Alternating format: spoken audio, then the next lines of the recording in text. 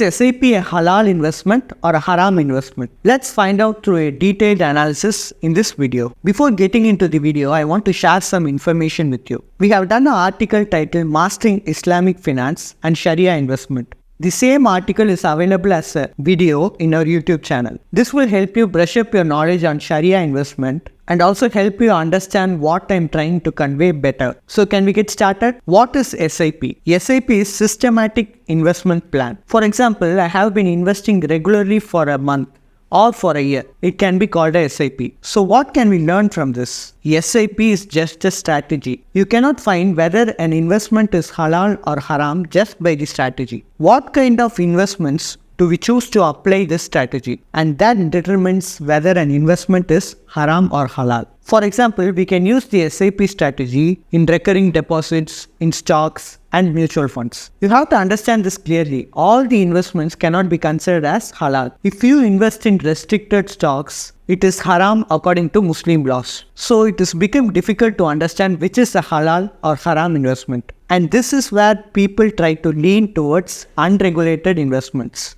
Unregistered chit funds or business proposals take advantage of this situation and con people by promising hefty returns. There are a lot of scams happening around us in the name of halal investment. So it is very important to choose a regulated investment that satisfies the Sharia condition. This will help you in reaching your financial goals and also in satisfying your Sharia conditions in the process of achieving your goals. So how to create an SIP method portfolio that satisfies Sharia conditions? All the mutual funds are not Sharia compliant. Does that mean mutual funds that satisfy Sharia conditions are less? No, not at all. Tata Ethical Fund and Taurus Ethical Fund both are Sharia approved funds. There are also funds that target on a specified sector. For example, pharma investments are 100% halal. And there are also funds that specifically invest in energy sector, gold and silver. Many such categories obey Sharia laws and come under halal investment. And also there are many such funds available in the market.